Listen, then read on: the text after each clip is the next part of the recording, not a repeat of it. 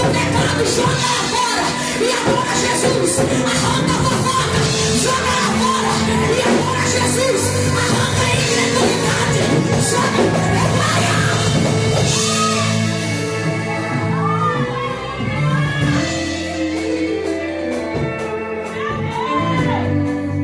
a porta ainda continua estreita. Vamos adorar Jesus? A garganta tá ruim já, eu gritei demais no culto onde estávamos antes de louvar Jesus nessa noite. Você vai? Então vamos cantar comigo. Muitos confiam em carros, outros em seus cavaleiros.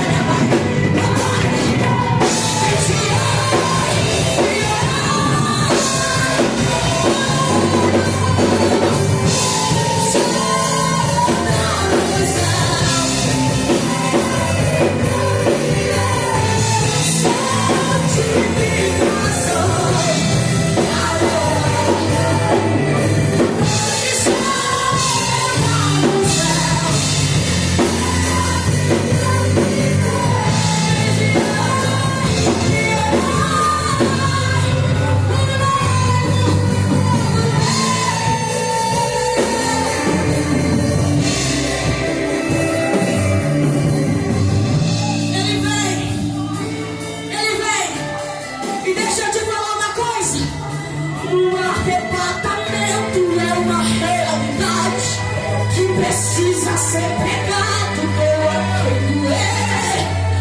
O céu existe, o inferno também, mas o destino da viagem quem escolhe é você. O céu está pronto para receber os salvos, mas há muitos apegados com as coisas daqui. Os querem reencarnar, outros ressuscitar com Jesus na cruz. O arrebatamento é uma realidade que precisa ser pregada com alguém. O céu existe, o inferno também, mas o destino da viagem quem escolhe é você. O céu está pronto para receber os salvos, mas há muitos apegados com as coisas da cruz. Os querem reencarnar, outros deslugar da terra e dos negros. Deixa ver quem morre, deixa ver quem morre. Esse é o lado da guerra. Eu não quero amizade, eu nem quero ficar. Deixa ver quem morre. Subir,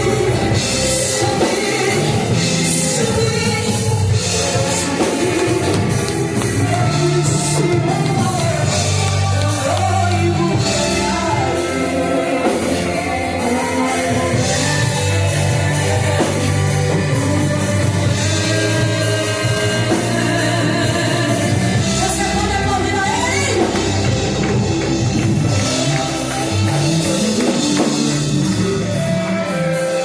Desperta, ele vem. Amém? Essa noite, porque enquanto tem crente aqui adorando, Satanás está tentando arrumar covardia dentro de casa de crente aqui nessa noite. Mas enquanto você está aqui adorando nessa noite, o Senhor, Ele tem poder para dar ordem aos anjos dele, para visitar cada casa aqui nessa noite. Eu creio que hoje, a macumba que se levantou contra teu casamento está caindo por terra hoje. Teu demônio que se levantou contra a tua família hoje, está caindo por terra, porque o Senhor, o general de guerra, está aqui nesse lugar. Soberano Deus, eterno Pai, Pai de nosso Senhor e Salvador Jesus Cristo, nós entramos em guerra nessa noite, mas a tua palavra diz que o Senhor pelejará por nós e nós ganharemos. Ah, meu Deus da glória, nessa noite, enquanto a tua igreja está aqui, eu entendo, meu Deus, que a vigília de oração ainda existe dentro da casa de Deus, e eu creio que nessa noite, meu Senhor, tem mulher de oração, tem homem de oração, tem pastor de oração. A tua palavra diz que ao meia-noite, enquanto a igreja estava orando, de repente, aleluia, as correntes se quebraram, o cálice, meu Senhor da glória,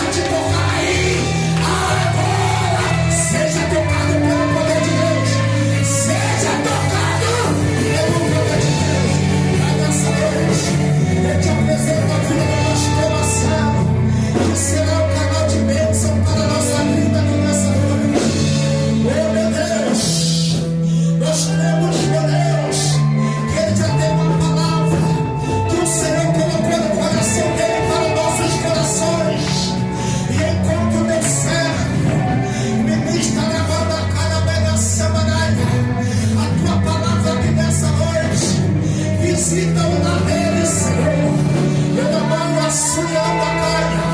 Envia um anjo lá no portão da casa dele, e aonde o inimigo tentou arquitetar, planejar na casa dele agora, todo mal, enquanto a palavra estiver sendo pregada, aonde houver uma doença lá, em nome de Jesus, em nome de Jesus, ele balança e anda trabalha.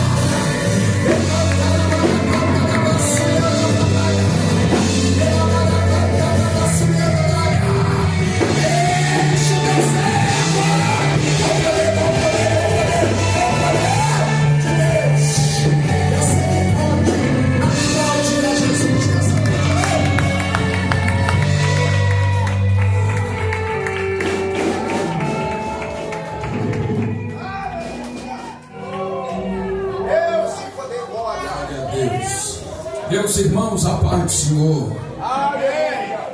Meus irmãos, nós estamos muito felizes por retornar a esta casa mais uma vez.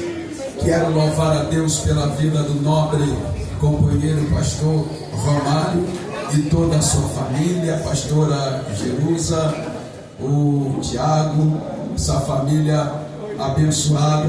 Deus abençoe. Essa família é a nossa família. Nós temos o privilégio, a honra de termos essa família na nossa vida, no nosso caminho. Deus seja louvado pela vida do pastor Romário e sua família. Quero louvar a Deus pela vida de alguns nobres amigos também que estão aqui. Evangelista Jean, Tito, Deus continue abençoando seu ministério, sua família, sua vida. Pastor Anderson, Deus abençoe, é um prazer revê-lo. Dá um abraço naquele povo lá da Adorai, Deus abençoe. Pastor Gilson, é um prazer revê-lo aqui, Deus abençoe o senhor. Há tempo que a gente não se via, mas aprove ao Senhor nos rever aqui. Deus abençoe o senhor. E a todos que estão nesse lugar, quantos estão felizes por estar aqui nesta noite, dá glória a Deus. Quero louvar o Senhor pela vida do amigo que foi lá me buscar, eu e a minha família. Deus abençoe. Viemos numa conversa muito boa no carro, né? Sobre Bíblia, que conversa boa. Fui muito edificado lá. Ele tem uma mente, né, rapaz? Boa, viu? É uma Bíblia ambulante. Que Deus abençoe, Senhor. E ele lembrou no carro de uma mensagem que eu ministrei aqui, eu acho que já faz o quê? 5, 6 anos. Sim, é isso. Ele lembrou da temática que eu preguei, do tema do livro. Ele lembrou de que eu falei misericórdia. Só de que coisa boa, né? Enquanto muitos lembram do sapato, da gravata, né? Eu já tinha dado glória, não deu, perdeu a viagem. Enquanto muitos lembram do cabelo da irmã, do enfeite, né? Da prancha do Enê que passou. Não, Enê não, Enê já é passado, né? Aquele negócio que fizeram, que esticaram. Enquanto muitos lembram, né? Da cor, ele lembrou da palavra. Ele lembrou da palavra. Alguém vai sair daqui hoje lembrando da palavra. Diga glória a Deus. Israel, daqui a pouco se prepara aí, tá bom? Glória a Deus. É o Ricardo, Paulo Ricardo, Deus abençoe a vida, amigo. Glória a Deus. Sou feliz em te ver, sou feliz por tudo que o Senhor fez na tua vida. Vamos lá, irmãos, vamos ganhar tempo. E faço acompanhado da minha esposa, missionária Tatiana. Faz assim, meu amor, para a igreja te ver. Essa morena linda que está aqui, ó. Isso, olha para lá, olha pra... assim ninguém te vê. Isso, missionária Tatiana. Meu filho Ítalo, que está arrebatado ali já. Daqui a pouco ele volta, vai contar a visão. Meu filho Marcelinho na bateria. Deus abençoe. Marcelão agora, né? Ele olha assim, é o que, papai? Eu falo, calma, rapaz. Deus abençoe. Estamos alegres, estamos felizes. Vamos ao que mais nos interessa. Joel, Deus abençoe sua vida. Quem trouxe trouxe Bíblia, diga glória a Deus. Quem ama a palavra, diga aleluia. Quem está lá fora, entre e não se locomove para nenhum lugar, porque vamos ouvir a palavra, amém? Isaías capítulo de número 10, livro do profeta Isaías capítulo de número 10, verso de número 27. Isaías capítulo de número 10, verso de número 27. Só quem localizou o texto sagrado grita bem alto: eu amo a palavra de Deus. Eu amo a palavra de Deus. Quem não amava vai passar a amar a partir de hoje. Isaías capítulo de número 10, verso de número 27, diz assim o texto sagrado: e acontecerá naquele dia que a sua carga será tirada do teu ombro e o seu jugo do teu pescoço, e o jugo será despedaçado por causa da unção, e o jugo será despedaçado por causa da unção, e o jugo será despedaçado por causa da unção. E você diz amém. Pode assentar alguns minutos e eu retorno ao microfone ao meu amigo pastor Romário. Senhoras e senhores, o texto que ora acabamos de ler na palavra de Deus é um texto um tanto pregado por muitos, lido por todos e conhecido por demais. Quem é de nós, ora, que nunca lemos, ouvimos ou até mesmo falamos acerca desse relato, inserido no livro do profeta Isaías, no capítulo de número 10. De repente você que me ouve pode estar até pensar: pastor Marcelo Silva, já conheço esse texto de cor salteado e já tive a oportunidade de falar sobre ele algumas vezes. Pois bem, mas eu quero crer que a sua entrada aqui nesta noite não será em vão. Ainda hoje algo vai ficar diferente na tua vida pelo poder da palavra de Deus. No contexto desse texto, Israel, reino norte, Judá, reino sul, o povo de Deus está vivendo um momento muito difícil na sua vida. Israel e Judá está atravessando um tempo de crise. Esse tempo de crise é crise interna e crise externa. Nesse período de crise, a Bíblia vai dizer que a nação de Judá e a nação de Israel havia sido entregue na mão dos inimigos, a saber, da Assíria. O povo assírio havia se levantado contra o reino norte e contra o reino sul. Vale a pena ressaltar que nesse período, ou nesse contexto, a Síria já havia se tornado uma potência militar. O povo de Israel foi entregue pela própria mão de Deus. Para você entender, eu preciso voltar um pouco no tempo e te dar algumas explicações. Por que é que isso aconteceu? Por que é que isso sucedeu? Diz o texto sagrado que Israel foi um povo escolhido por Deus. Israel foi uma nação escolhida pela mão do próprio Yahvé, pela mão do próprio Senhor de Israel. Mas diz o texto sagrado que por muitos anos o Senhor foi o Deus de Israel. O Senhor foi o centro de Israel. Israel travava lutas, travava as batalhas, travava a peleja, e Deus dava vitória à nação de Israel. Israel criou gordura, Israel ensoberbeceu, Israel passou da coice, Israel pensou que já podia caminhar com as suas próprias pernas. Israel pensou que o número de soldados, haja vista que era cerca de 1 milhão de soldados em Israel, preparado na guerra, preparado na espada, preparado nas armas e nos escudos, nas lanças. Diz o texto sagrado que Israel por certo tempo pensou que era a força do seu braço, que era o número de soldados que lhe daria vitória e que fazia Israel conquistar todas as suas vitórias. Mas o texto sagrado vai dizer que quando Israel pensa dessa forma, a Bíblia diz que Israel começou a trilhar um caminho errante de diante aos olhos do Senhor. Quando Israel trilha um caminho errante de diante à face de Deus, a Bíblia diz que o Senhor agora permite com que Israel, o seu povo, vai parar na mão dos seus inimigos. Pastor, Deus é mau? Deus não conhece maldade. Pastor, Deus é ruim? Não, Deus não é ruim.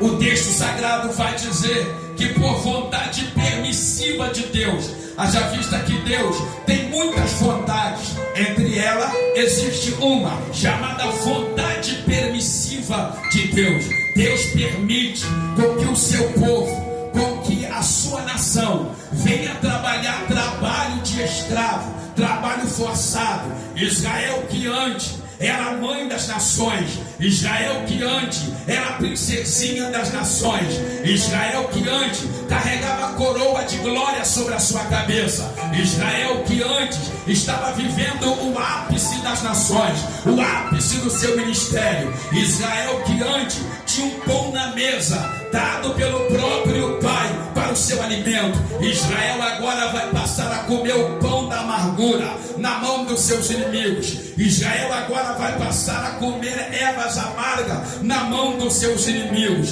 Israel está sendo escravizado. A Síria veio com toda a pressão, a Síria veio com todo o gosto de ira e com todo o gosto de raiva sobre Israel, e a Síria começa a massacrar a nação de Israel. Aí de repente você me pergunta, pastor, e aonde é que está Deus nesse cenário? Eu te respondo, Deus está no mesmo lugar de sempre. Foi Israel que saiu da rota. Então quando Israel sai da rota, Israel vai vivenciar um dos piores momentos da sua história. Quem olhava para Israel vai balançar a cabeça como sinal de vergonha. Quem olhava para Israel vai olhar para a nação e vai dizer: onde está o Deus de Israel? Onde está o teu Deus? As nações diziam: canta um hino para nós. Israel não cantava. A nação dizia: onde está o teu Deus? Israel não sabia responder. As nações vizinhas olhavam para Israel, indagava e dizia: clame a Deus agora, chame por ele agora. Quem sabe ele pode ajudar vocês, quem sabe ele pode resolver a situação de vocês. Então a nação de Israel está trilhando o caminho da amargura no seu ministério. Mas o texto sagrado vai dizer que Israel atravessava esta fase, e a situação cultural de Israel era uma situação marcada pela idolatria. A injustiça social já tomava conta de Israel. Como não obstante, Israel também vivenciava um período de afastamento total de Deus. O povo havia se afastado do Senhor, o povo havia perdido o prazer de buscar o Senhor, o povo havia perdido a graça de estar no santuário do Senhor, de estar na presença de Deus. Israel então está caminhando sozinho, mas o texto sagrado vai me dizer que mesmo Deus, olhando aquela cena, sendo teu povo, olhando aquela cena, sendo teus filhos, a Bíblia vai dizer que como um pai que se preza, o Senhor não vira as costas para Israel. Vale a pena ressaltar que Deus tinha 1001 motivo para fazer isso, mas ele não fez. Ele poderia cruzar os braços, ele poderia virar as costas para Israel, ele poderia se afastar da nação e dizer: dá o seu jeito, se vira com a tua vida. Ele poderia dizer: daqui para frente é você sozinho, daqui para frente não conta mais comigo. Mas não foi isso que ele fez. Por quê, pastor?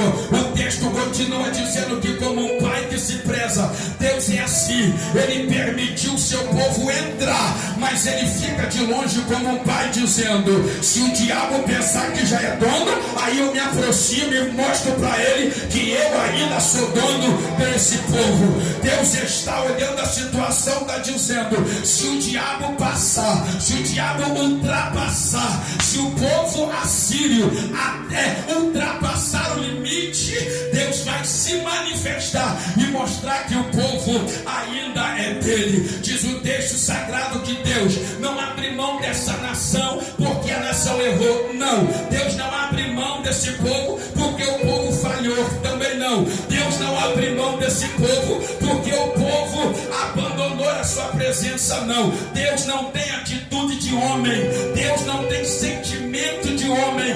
O sentimento de Deus não é de homem. Se fosse homem, já tinha abandonado na guerra, mas como ele é Deus, ele está de mão dada na guerra, dizendo: você não vai perder essa guerra. Se ele fosse homem, ele abandonaria na prova, mas como Deus, ele está entrando na prova de alguém para dizer: se tu passares pelo rio, as águas não vão te afogar. Se tu entrares no fogo, a chama não vai arder em ti, porque eu, Senhor, estou convosco para dar vitória.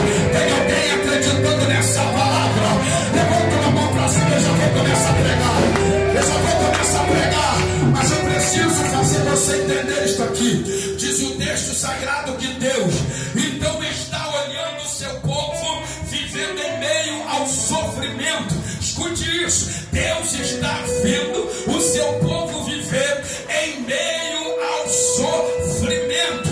Aí você pergunta: mas pastor, e Deus tem prazer nisso? Não, Deus não tem prazer no sofrimento de ninguém. Mas por que ele permite? Segura que lá vai. O sofrimento do homem é o megafone de Deus. É a única forma de Deus trazer para perto quem foi para longe.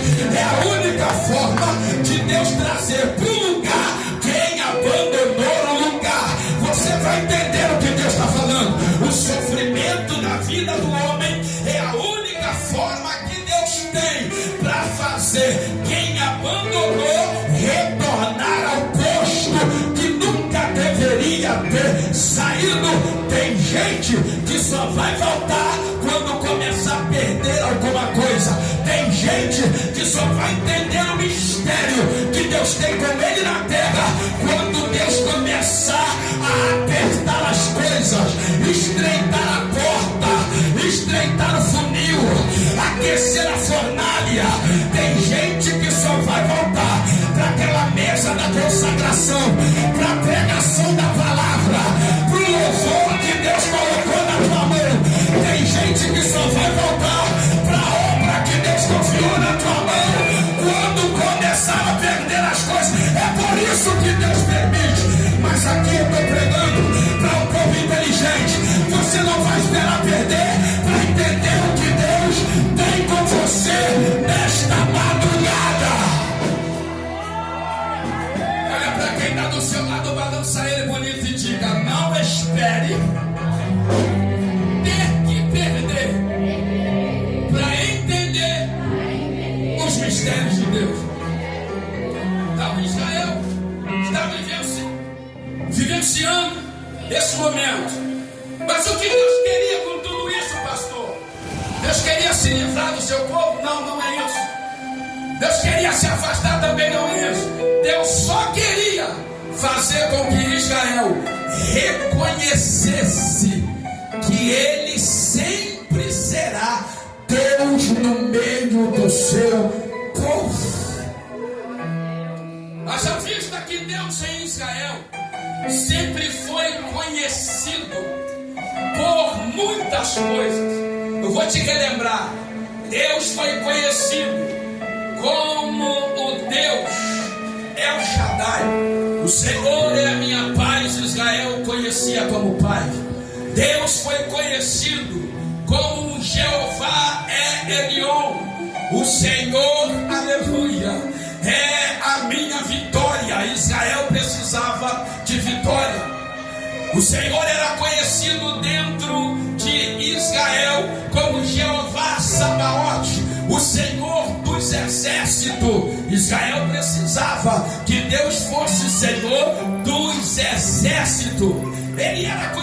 de Israel como Jeová Nissi. O Senhor é a nossa bandeira. Israel precisava levantar a bandeira de vitória. Ele foi conhecido dentro da nação de Israel como Jeová Rafa, o Deus que sara as enfermidades. Israel estava doente e reconheceu ele como Deus que sara a enfermidade. Só que tem uma coisa que Israel não havia reconhecido, e era o que Deus mais queria. O que é, pastor? Está na Bíblia. Deus sempre quis que o seu povo reconhecesse ele como Jeová Adonai, que é o Senhor, é o meu dono e o meu possuidor. Alguém entendeu isso aí? Eu vou falar com clareza. Eu vou falar com clareza. Eu vou falar com clareza. O que Deus sempre quis da igreja e quer, o que Deus sempre quis do seu povo e quer, não é que o seu povo reconheça ele para suprir as suas necessidades, mas é que a igreja reconheça ele como aquele que é seu dono e o seu possuidor. Alguém vai entender o que eu vou dizer aqui? Pastor, por quê? Vem comigo. Tanto no grego quanto no hebraico, a palavra tem o mesmo significado, a mesma raiz. A palavra Senhor no hebraico, Adonai, tem a raiz de dono e possuidor. A palavra Kurios no grego tem a mesma raiz de dono e possuidor. E o que é que Deus está falando? É a seguinte coisa: quando a igreja reconhece Deus como dono, a igreja está falando para ele: a partir de hoje eu não me mando mais, eu tenho um dono e quem manda na minha vida é o meu dono. Quando a igreja reconhece ele, pastor Romário, como o Senhor da sua vida, a igreja está mandando uma mensagem para o inferno e dizendo: Satanás, eu não ando sozinho, eu tenho um dono.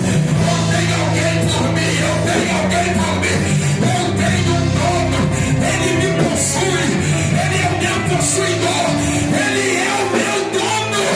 A igreja está dizendo para o inferno: a ordem vem dele, e como ele é dono, a igreja tem que obedecer. Alguém vai entender? Eu vou ficar aqui até você entender, eu vou ficar aqui até você entender isso. Você não está sozinho, você tem um dono. Alguém pode dizer isso para quem está do seu lado? Diga: você tem um dono. Diga: você tem um dono. Diga: você tem um dono. Escute. Então Deus está dando limite à Síria, porque a Síria, nesse quesito, nada mais é do que apenas uma vara de correção de Deus para o seu povo. A Síria nada mais era do que o chicote de Deus para o seu povo, do que a correção de Deus para o seu povo. Deus disse: eu vou levantar um povo no meio de um outro povo que vai fazer o povo voltar para o caminho da onde nunca deveria ter saído. Olha para mim, olha para mim. Só que a Síria pensou que já tinha se tornado o dono de Israel. A Síria se pensou que já tinha tomado o dono e que já era a cabeça da nação de Israel. É assim que o diabo pensa. Quando Deus permite algum de nós enfrentar a prova, enfrentar o deserto, enfrentar as situações difíceis, enfrentar a perca, enfrentar os naufrágios, enfrentar as tempestades, o diabo não entende que aquele momento é apenas um processo de Deus para tratamento na nossa vida. E aí o diabo pensa: pronto, é daqui para a morte, é daqui para a sepultura, é daqui, oh glória, para o hospital. Mas aí vem Deus na contramão dizendo: não,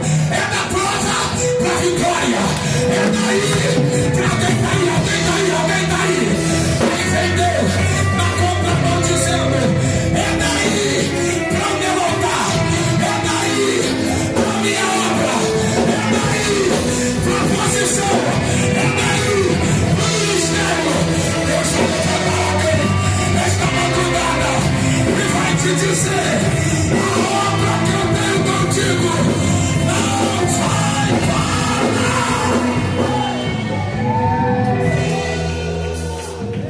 Prova, deserto, dificuldade na vida do crente é apenas uma escola de forjar esse crente. Percebe que o crente mais poderoso é aquele que mais é provado, é aquele que mais passou as fornalhas, é aquele que mais atravessou dificuldade. Percebe que o crente mais poderoso dentro de uma igreja não é aquele crente de porcelana, que não pode passar um vento que já quer sair da igreja, que não pode passar o deserto que já quer abandonar o ministério, que não pode passar uma vida que diz que isso não é de Deus. Quem te enganou que prova e deserto não é de Deus para crente? É assim, é na prova e no deserto que Deus está olhando e está dizendo: eu vou provar, mas eu vou aprovar, porque Deus só aprova aquele que se deixa ser provado. E se Deus está provando alguém aqui, o diabo está pensando que vai acabar com a tua vida, fica tranquilo, Deus vai aprovar você nesse deserto e você vai cantar o hino da vitória e dizer: só o Senhor é Deus. Escute, nesse cenário Deus precisa fazer alguma coisa.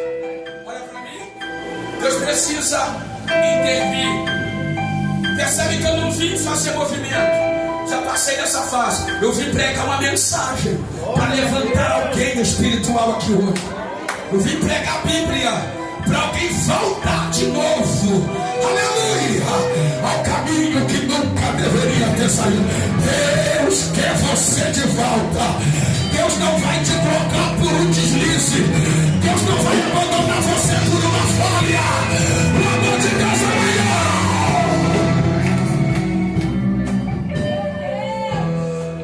Mas Deus precisa intervir. Deus precisa fazer alguma coisa.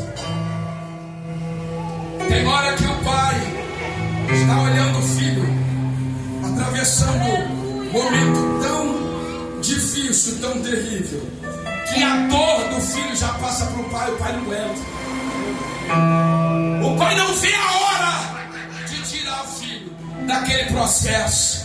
Tem alguém acordado aí? Diga glória. O pai não vê a hora de fazer com que aquele momento passe. E se nós estamos em meio irmãos e família, vamos interagir. Olha para o companheiro do seu lado, vê se ele está cochilando. Se tiver, cutuca a costela dele até ele gritar glória.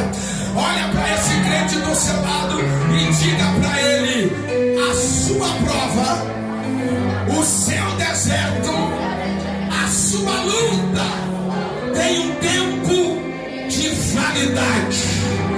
Alguém entendeu isso aí?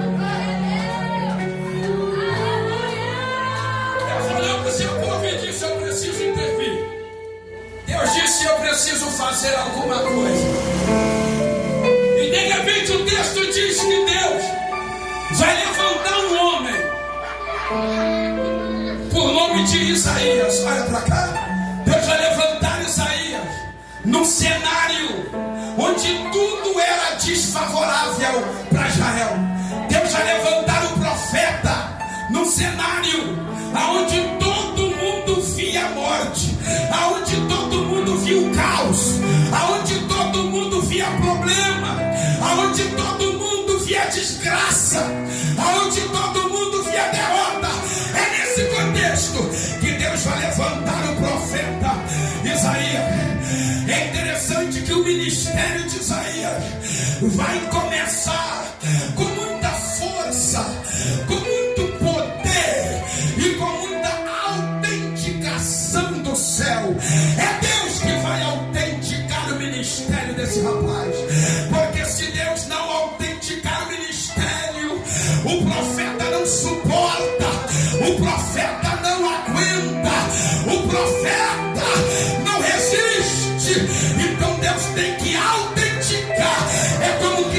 se estivesse dizendo para Isaías: Isaías, o cenário que eu vou te levantar não é muito bom. O povo me abandonou, o povo virou as costas para mim. Alguém já não acredita mais na palavra, alguém não crê em revelação, alguém não crê em visão, alguém não acredita na Bíblia mais.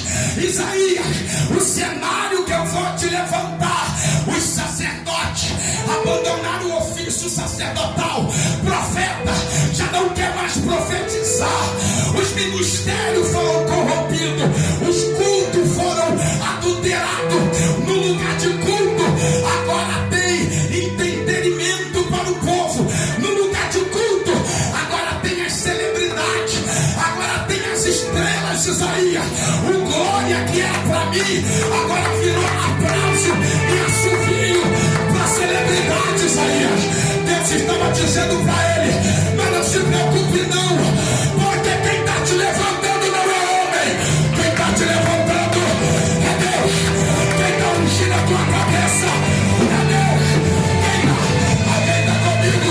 O meu próximo é planta. Levanta as duas.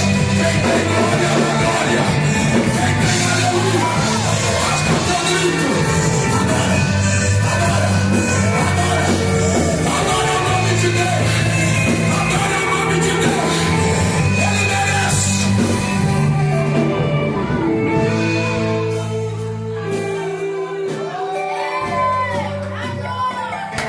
Uma vez autenticado por Deus a chamada, o vento sopra, mas o vento não consegue apagar a chamada. As ondas e tempestades se levantam, mas a tempestade não consegue apagar a chamada. Portas se fecham, mas as portas fechadas não conseguem apagar a chamada. Alguém te rejeita, mas a rejeição não consegue apagar a chamada. Alguém te abandona, mas o abandono não consegue apagar a chamada. Alguém vira as costas, mas não consegue apagar a chamada. Vem a prova, vem a luta, vem o deserto, vem a força do mal e não consegue apagar. Segura, pastor, e por que não consegue apagar? Porque uma vez autenticado por Deus, as portas do inferno não prevalecerão.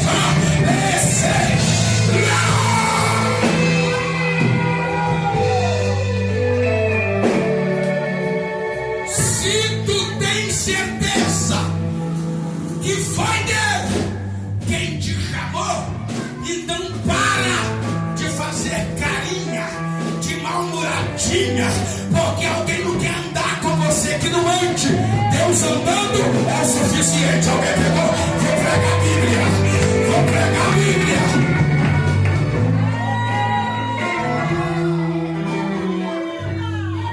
Não canto mais naquela igreja, porque não me honraram. Que tipo de honra você espera?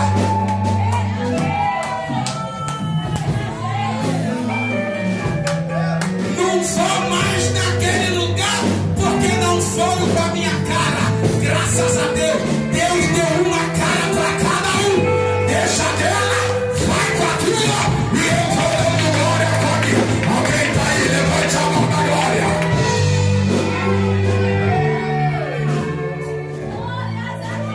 Vou levantar.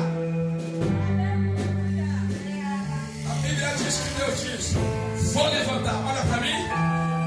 Ele não se levantou, foi Deus quem o levantou. Todos que se levantam e param. Para por quê, pastor? Porque não dá para ir sem a autentificação de Deus. Não dá para fazer sem a autentificação de Deus. Eu não gosto dele, não precisa gostar. É só gostar da palavra, já é o suficiente. Eu não gosto dela, não precisa gostar. É só gostar do que Deus tem com ela e já é o suficiente.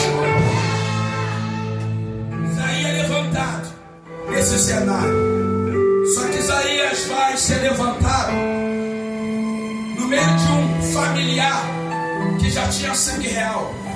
A Bíblia diz que ele era primo chegado de um rei chamado Uzias. Olha, Isaías vai pensar por um instante, ou quem sabe alguns anos, que o seu ministério seria melhor. Ah, meu Deus, me ajuda a falar isso. Sangue e fogo. Sangue e fogo me cobre, Jesus. Isaías pensou que o seu ministério ia evoluir, ia estourar, ia ficar no top, se ele ficasse do lado do primo, que era o rei Uzias. Isaías dizia: não, aqui tem patente forte. Não, meu primo é rei. Não, quem vier vai se ver com ele. Não, meu primo tem, então eu estou tranquilo. Olha para mim aqui.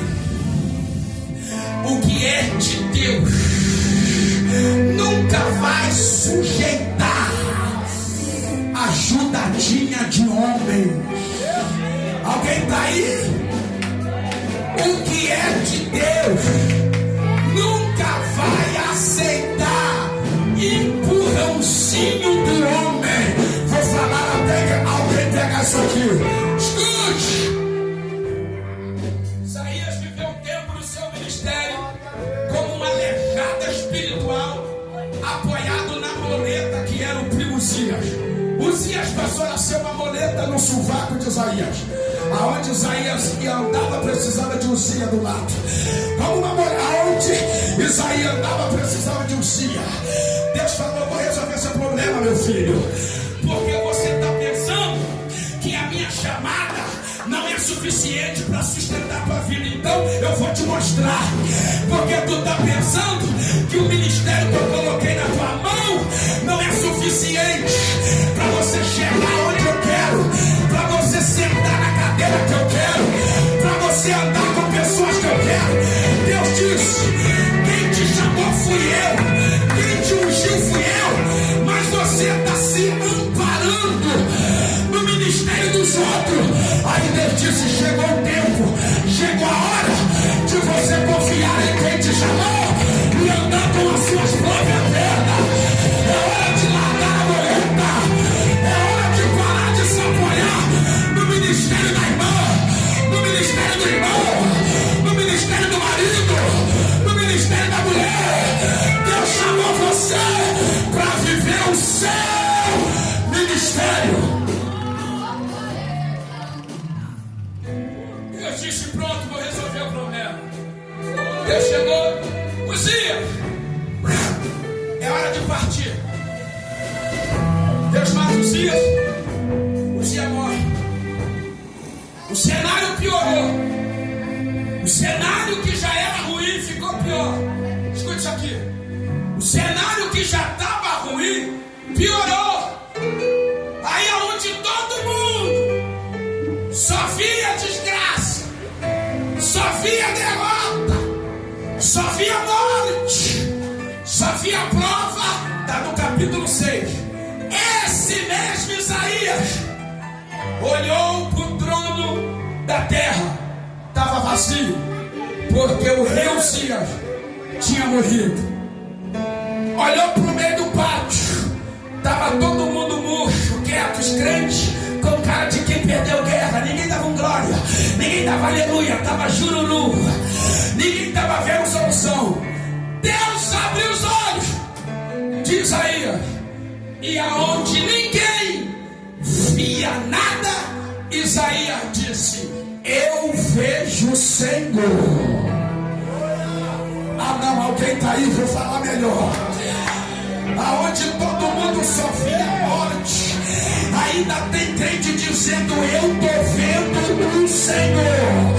Aonde todo mundo está vendo derrota, ainda tem crente de oração dizendo: eu estou vendo o Senhor. Aonde todo mundo vê macumba, aonde todo mundo vê feitiço, aonde todo mundo vê algema, aonde todo mundo vê cadeia, aonde todo mundo vê droga, a igreja está dando a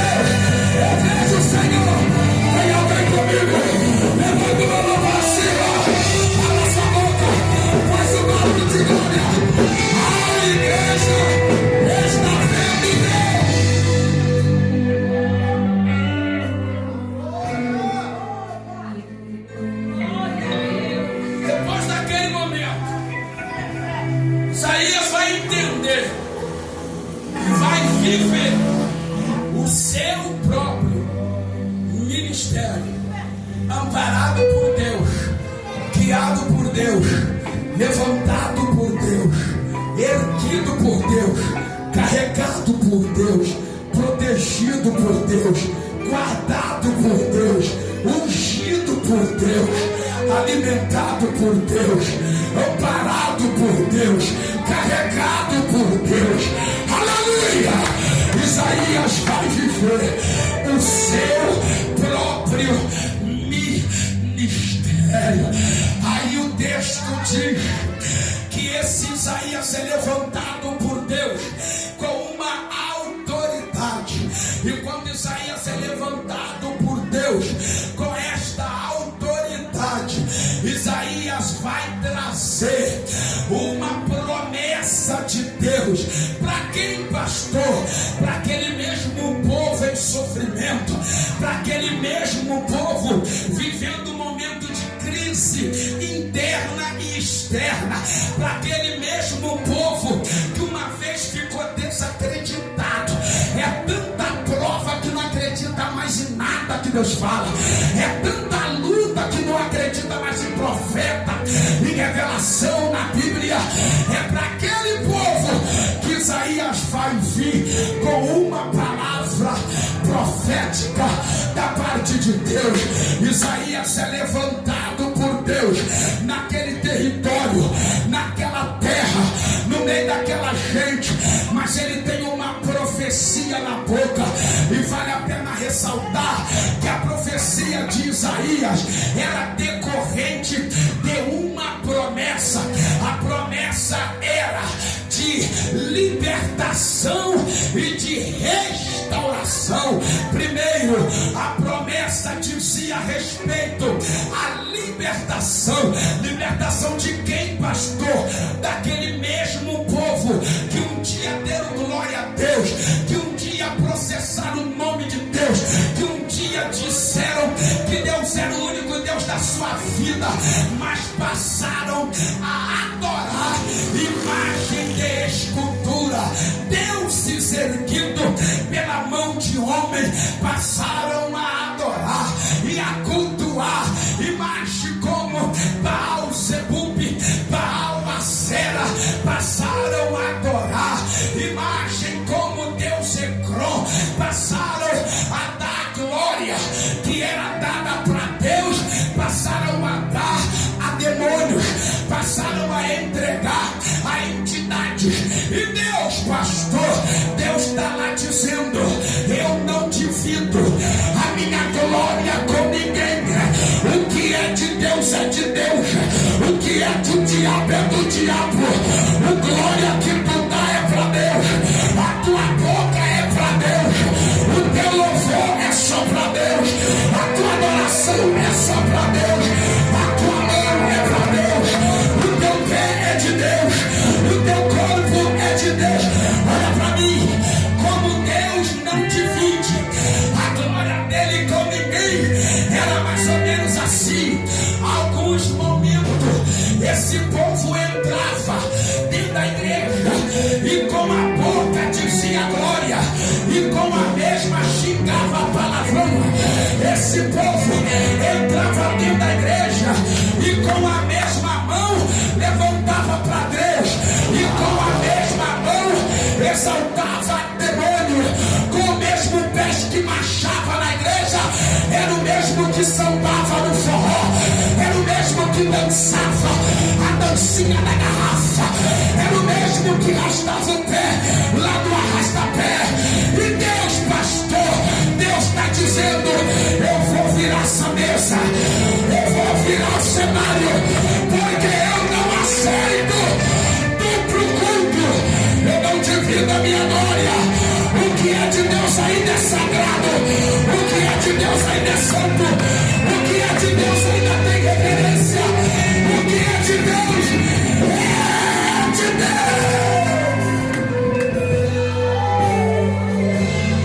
Pastor amado, permita-me falar isso aqui. É por isso que Deus veio com uma profecia depende de duas coisas.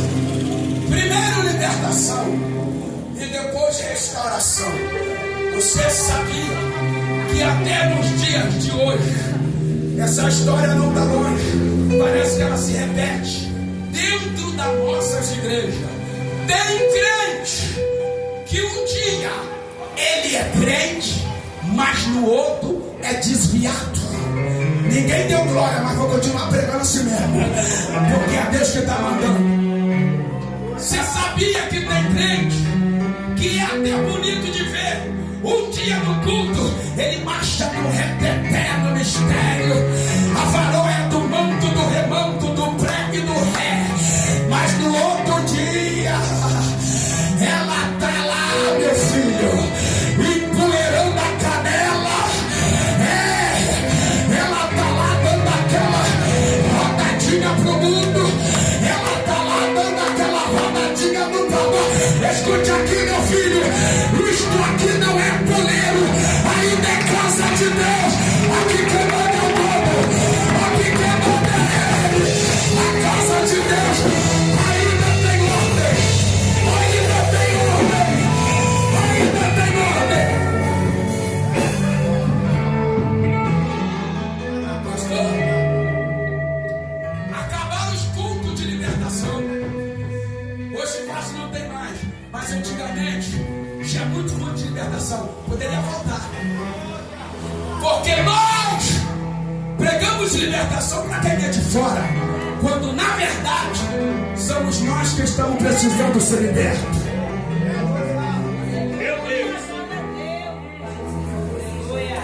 Somos nós que precisamos de libertação. Deus precisava fazer com que o povo voltava. O profeta Isaías se levanta com profecia, e Deus diz: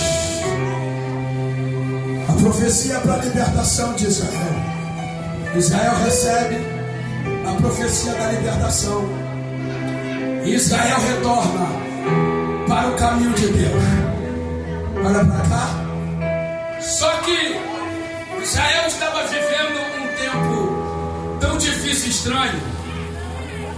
Israel estava vivendo um momento tão de dor e de prova, que o texto que nós lemos, o texto diz assim, ó: e acontecerá, promessa, olha para mim, olha a Bíblia, acontecerá, não aconteceu, promessa, acontecerá naquele dia, assim diz o Senhor, que o jugo será tirado do seu pescoço e as cargas será tirada do teu ombro. Olha para cá, carga dos ombros, jugo do pescoço.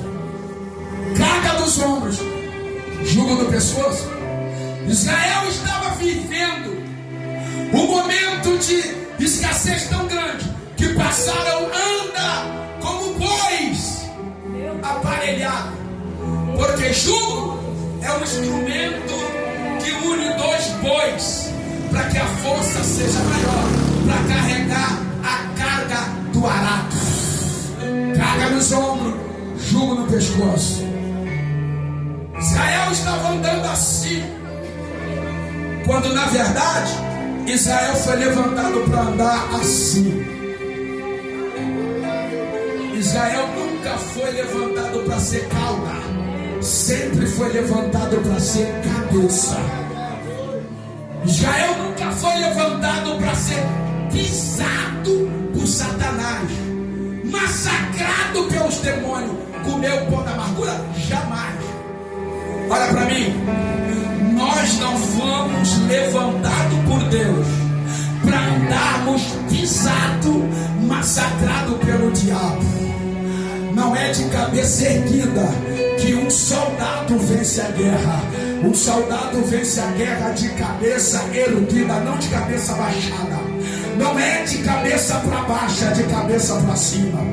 E a profecia veio da boca do profeta, porque assim diz o Senhor: derramarei uma unção E esta unção vai quebrar. Alguém entendeu ali e disse: meu Deus, eu vou falar de novo. A profecia diz: a unção vai quebrar o jugo e despedaçar a carga. Alguém está comigo aí? A unção que vai descer vai quebrar e vai despedaçar a carga. Bota a sua atenção aqui.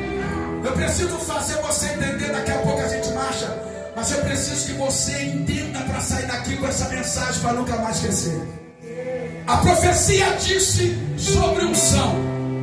Pastor, e o que é unção? Vou te explicar. Biblicamente falando, a unção era uma capacitação de Deus na vida de alguém para executar uma tarefa.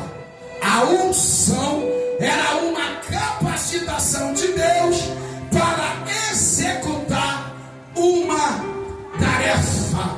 É por isso que quando Deus chamava alguém para uma missão, Ele não chamaria sem dar a unção.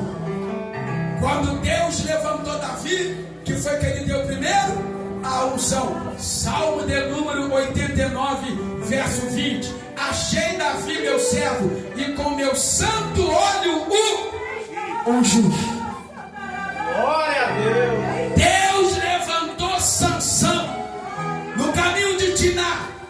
Soldados levantaram contra ele. Deus disse: vai nessa unção, que vão cair soldados diante de ti, mas você vai ficar em pé. Sansão recebe a unção e começa: levanta um, ele pá, levanta dois, ele pá, vem um, ele pá, vem outro. Alguém está entendendo isso aí? Aí vem outro, ele pá, levanta macumba, cai, vem feitiço, cai por terra, vem fofoca, ela cai, vem levante, ele também cai. O que é isso, pastor? É a unção de Deus sobre a tua vida. Vem tirar o céu. Ainda põe diabo para morrer. Vem tirar o céu. Ainda põe diabo para bater em retirada. É na unção que você vai. É na unção que você desce. É na unção que você caminha. É na unção de Deus. Sem a unção pode ter diploma. Sem a unção pode ter gabarito, pode ter anel no dedo, pode ter faculdade teológica. Sem a unção pode ter o que for, mas não sai do lugar. Por que, pastor? Segura que lá vai. Porque ainda é a unção que faz a diferença.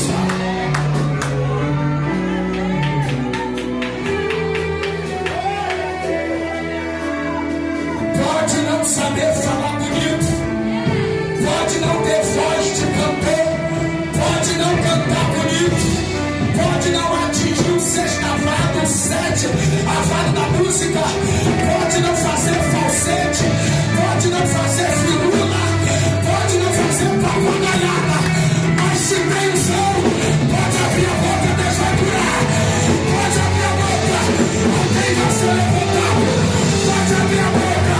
Deus vai quebrar cadeia, Deus vai quebrar corrente, Deus vai quebrar muralha, Deus vai quebrar o cachorro, Deus vai quebrar a curva, Deus vai quebrar o feitiço.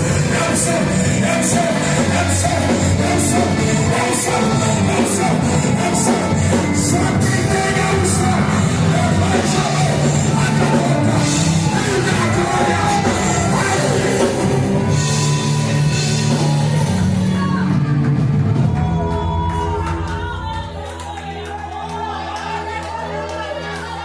Josué, cheio da unção, as muralhas de Jericó caíram. Débora, cheia da unção, fez um exército inteiro dar meia volta e bater em retirada. Daniel, cheio da unção, fez o leão na cova entrar em jejum. Sadraque, Mesaque e Abednego, cheio da unção,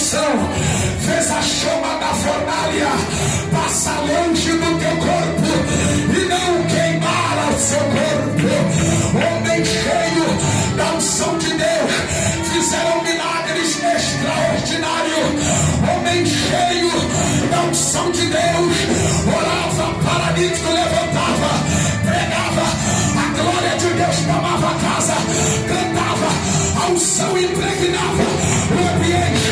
Era gente arrebatado, era gente falando em língua, era gente curado, era gente saindo debaixo do poder de Deus. Pastor, o que é isso? Isso ainda é o poder da unção. Levante a mão para cima, eu vou liberar a profecia. Essa madrugada tem unção de Deus sendo derramado dentro dessa casa. Alguém aqui vai sair daqui carregado pela unção. Alguém aqui vai sair daqui arrebatado pela unção. A unção vai curar alguém. A unção vai curar alguém aqui dentro. A unção vai curar alguém aqui dentro. Pega a cura, pega a cura, pega a cura, pega a cura, pega a cura aí.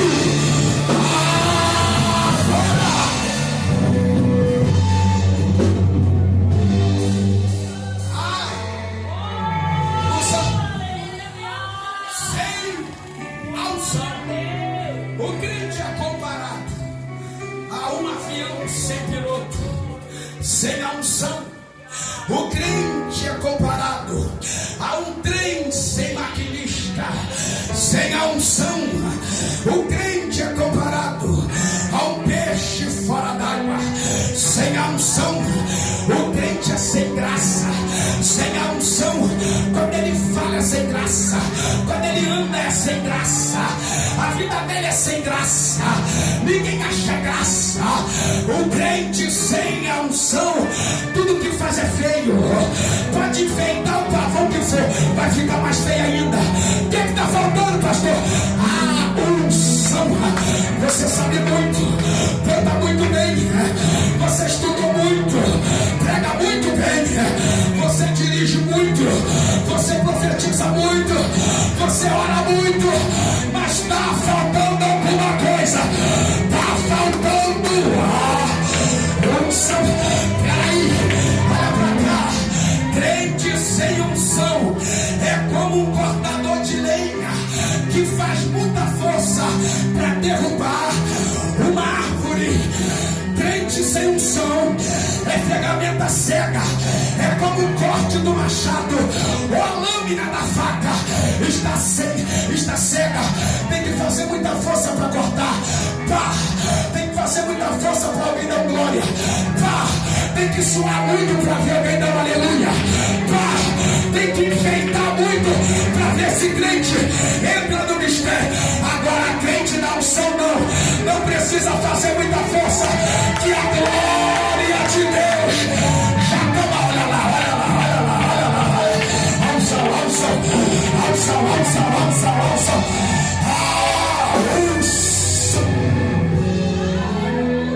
Deixa eu te explicar mais sobre a unção.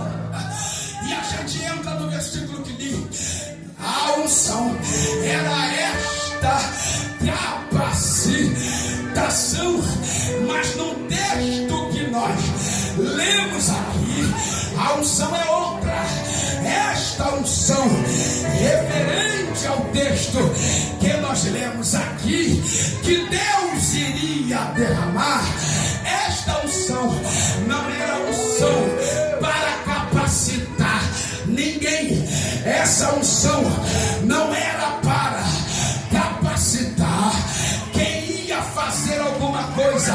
E que unção é essa, pastor? Esta unção era uma unção diferenciada, era uma unção que viria para quebrar. A unção que capacita não quebra, mas a unção que Deus iria enviar era para quebrar as obras do diabo. O Senhor disse: a Síria está pensando que manda, o diabo está pensando que manda na tua casa, que manda na tua família, que manda no teu filho. As correntes infernais está pensando que já possuiu, que já tomou conta. Mas esta madrugada Deus me alguém traz do caldeirão de azeite para dizer para alguém: vai descer uma unção aqui que vai despedaçar. Vai soprar o diabo junto, será despedaçado por causa da unção. O jugo vai ser quebrado, a obra vai ser quebrada, o jugo vai ser quebrado. Segura isso aqui. Aonde está essa unção, pastor? Ela está na Bíblia. Lembra do que Jesus, quando possuiu essa unção, ele disse: ele abre a boca em meio aos escribas, aos fariseus, aos doutorados que só tinham letra, que só tinham papelada, que não sabia nada do que era graça, só entendia da lei. Jesus veio, mas ele veio na unção. Ele não vem vazio, ele vem na unção. E ele vem entrando as portas na unção. Ele atravessa o átrio na unção, entra no pátio na unção, ergue a voz, bate no peito e diz: porque o Espírito de Deus está sobre mim, porque ele me ungiu, me ungiu, me ungiu, me ungiu. Ungiu pra quê? Ungiu pra quebrar cadeia, ungiu pra libertar os oprimidos, ungiu pra quebrar as obras do diabo, ungiu pra quebrar as obras do diabo. Deixa os crentes aqui na unção, pra quebrar laço de morte. Deixa os crentes aqui na unção, pra quebrar macumba, pra quebrar feitiço, pra quebrar bruxaria. Deixa os alfaces da casa, deixa os alfaces da casa, deixa os alfaces da casa.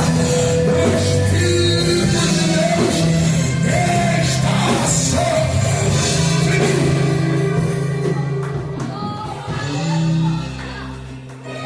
Eu termino agora.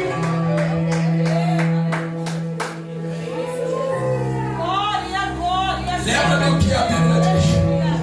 Lembra do que Jesus disse? Ele disse que porque o Filho de Deus. Ah, meu Deus. Olha lá atrás já pegou. Nem completei, lá já pegou. Porque o Filho de Deus veio para ti. Alguém está pegando ali, ó. Sabe aquela macumba? Vai matar ninguém lá não. O Filho de Deus veio para desfazer. Sabe aquele feitiço? Vai pegar ninguém lá não, porque o Filho de Deus veio para desfazer. Sabe aquela inveja? Vai pegar tua casa não. O Filho de Deus veio para desfazer. Sabe aquela obra que fizeram para te derrubar, para te matar? Sabe aquele elefante que se levantaram, aquela fofoca que fizeram, sabe, para acabar com o seu ministério? Fica tranquilo, porque o Filho de Deus, ele veio na unção para desfazer, para desfazer, para desfazer. Ele desfaz, ele desfaz, ele desfaz.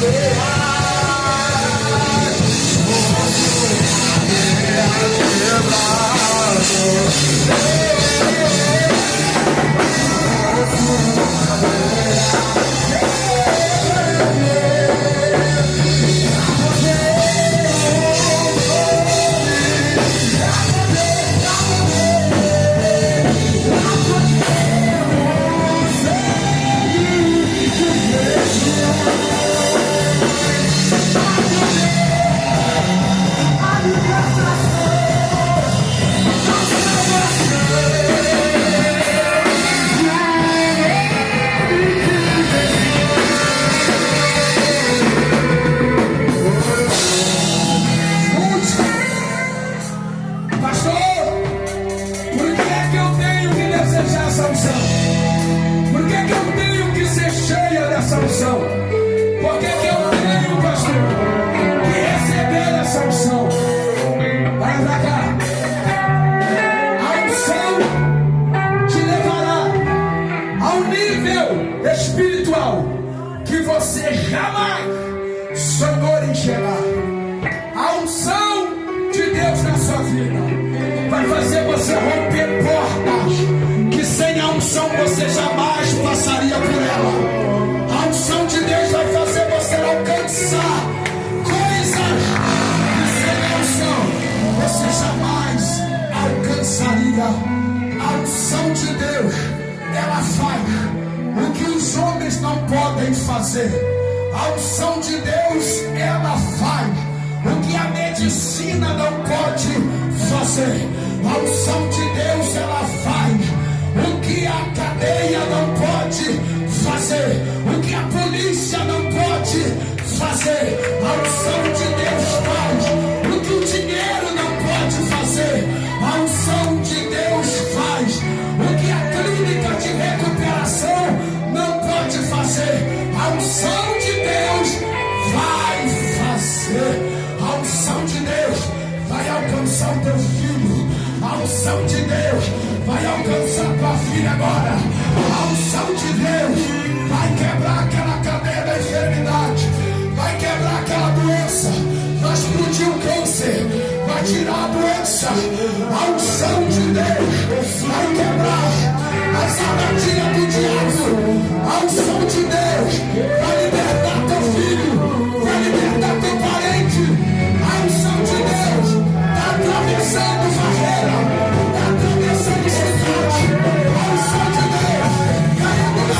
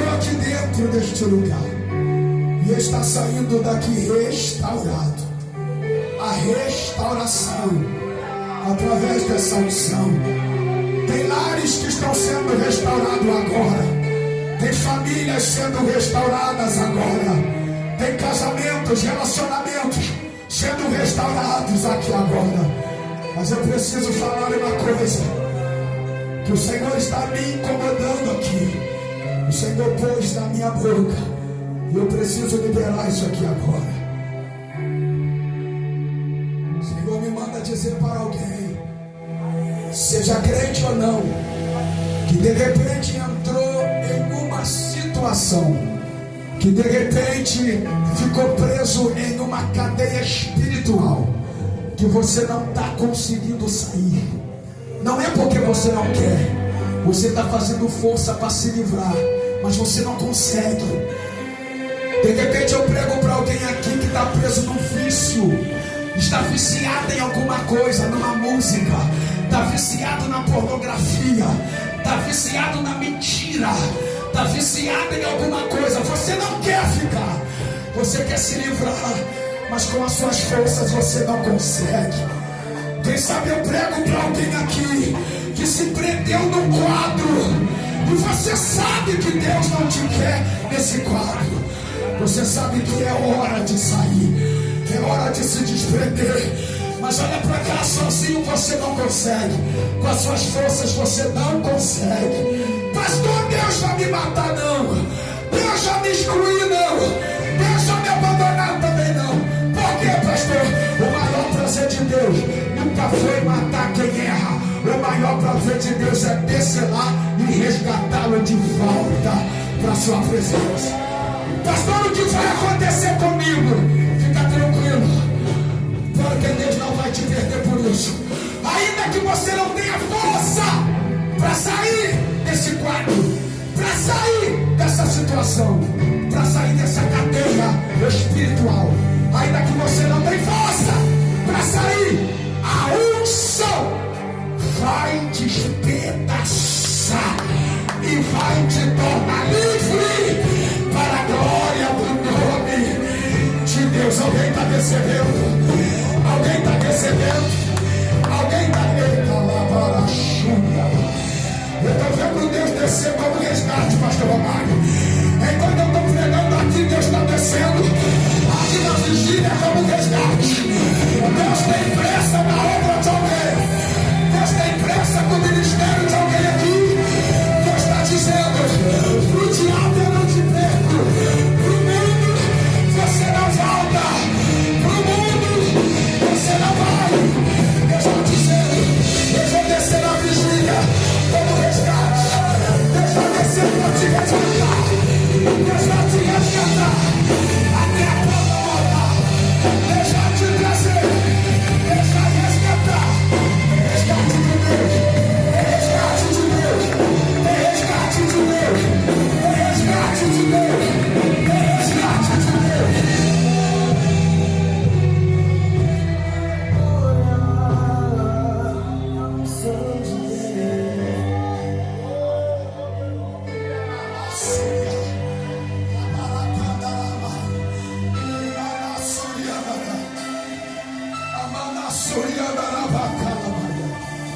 Volte a possuir como filho tudo que o Pai preparou para você. Volte a receber como filho. Volte a ter como herança. Volte a possuir de novo. Amassoria, amalacando regra. Foi um momento, foi um deslize, foi uma falha. Mas a glória desta última casa ainda será maior do que a da primeira. Tem alguém entendendo essa palavra? Pastora Vigília. Vigília também é culto de Deus. Pastora Vigília, na vigília também Deus trata com a gente. Na vigília Deus fala. Tem alguém vivendo esse quadro? Isso não é vergonha, olha para mim.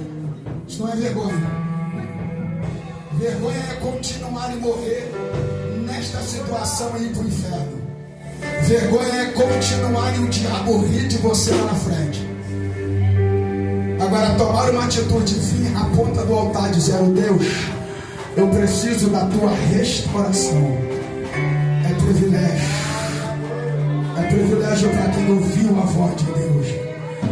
Se hoje ouvires a minha voz, não endureçais o vosso coração. A unção despedaçará o jugo e te tornará livre para a glória do nome de Deus. Aplaude ao Senhor por esta palavra. Pastor Romário, tem uma graça nesse altar. Tem uma graça nesse altar.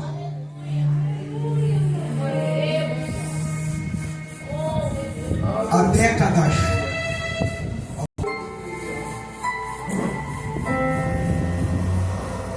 estava pregando uma vigília do lado de dentro. Parece que a mensagem não estava sendo aceita.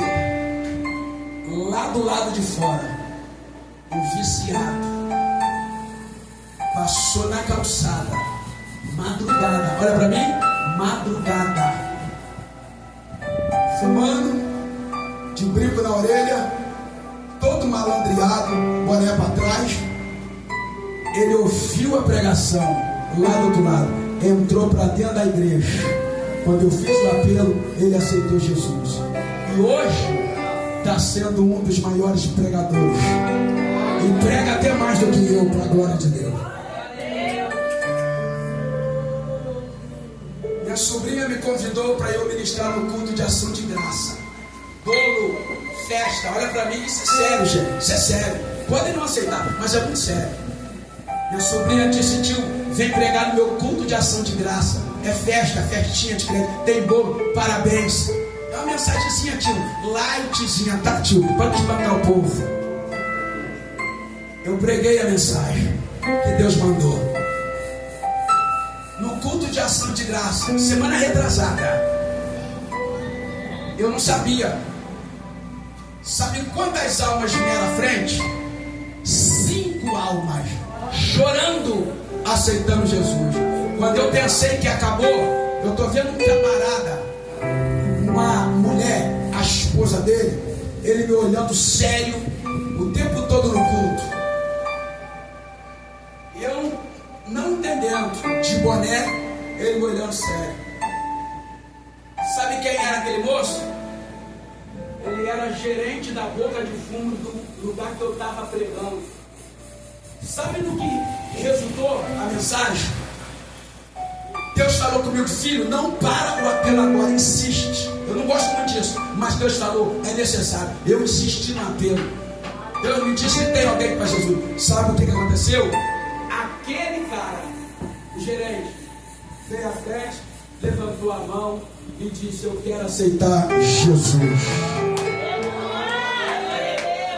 A igreja precisa entender que não é sobre nós, é sobre Ele, gente.